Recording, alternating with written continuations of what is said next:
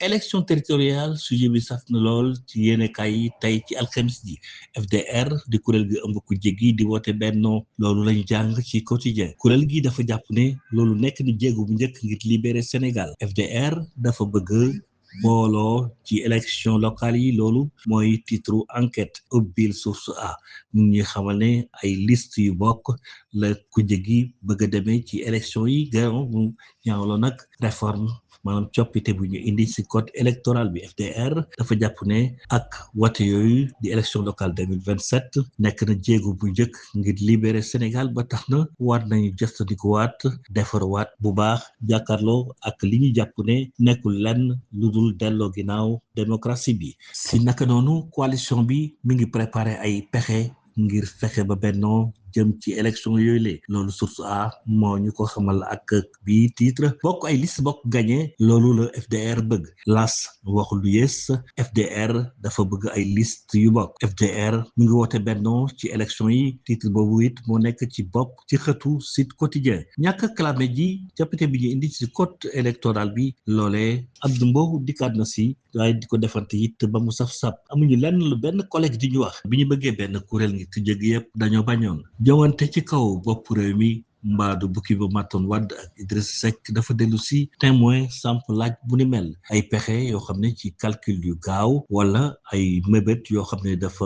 jaarul si yoon loolu li muy jur rek mooy safaan ba lu bëri si ay relation diggante ay nit moo xam xaritoo moo xam ci wàllu liggéey politique moom moo koy yàq tension entre Sonko ak Diomaye gannaaw bennoo booloo ay jafe-jafe yu ñu mën a teg loxo Diomaye amul intention promulguer loi bi nga xam ne mooy soppi code électoral bi diggante bu ñagas entre Sonko ak Diomaye kan moo ci profito ki di Walf Quotidien samp laaj bu ni mel jox kàddu gi ñaari expert ak benn analyste politique Jean-Charles Biagui jàpp ne lii di njiit yi ñu ngi waajal élection falum njiitu réew mi Ibrahima Bakhoum analyste politique su ku jegi jastandikoo defarwaat mën na récupérer ay voix Moussa Mbaye di enseignant en sciences politiques ne loolu yëngalul Pastef fonds politique yi kii di Amidou Deme bi nga xam ne daf ko clamé ji woon fële ca Cour suprême amu ca ndam moom mu jàpp ne loolu nag delluta ginnaaw gu am solo la ci wàllu indi ay leeral ci koppar yu ñëpp bokk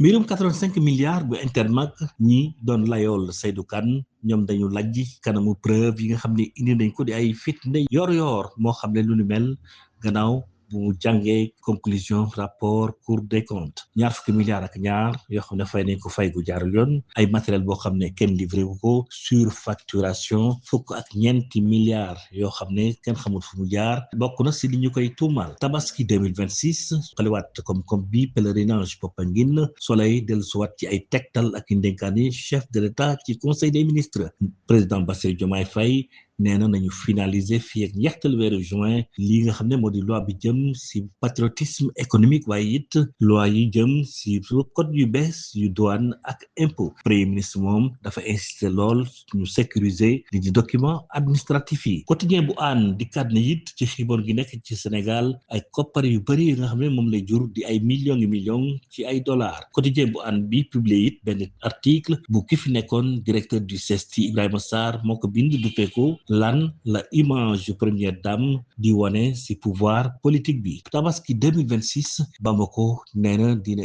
jox Dakar ay xar yu bare bari ki ñu xamal li ni mel di Walf Quotidien l'observateur moom dafa dellu siwaat ci affaire borom kër bi nga xam ne dañu ko génnee woon ci këram ak bi titre Moustapha Ndiaye mu ngi joxe version quotidien bu groupe Futurs Médias bi di dikkaat ci li nga xam ne moom la Moustapha tontu kii di Moustapha nee na daf ko may 10 millions ñaar fukki fan ak juróom-ñaar ci weeru décembre bi pour mu déménager waaye demul nee na nag mbir mi yàgg na lool ki nga xam ne moom mooy borom kër boobu la nag dafa continuer liggéey bi ba sax daal di toog si kër googule kii di Moustapha Ndiaye nee na bi mu ñëwee sama bureau dafa sukk di jooy ne ma li mu def ci kër gi dafa bari lool ma yërëm ko daal di nangu jox ko kër gi ci 50 millions xaalis boobu sax moom moo ko proposé woon ay fan ginnaaw gi benn notaire daal di ne ma mi ngi waaj a jaay kër gi ak benn procuration boo xam ne baaxul ak sama photocopie carte d'identité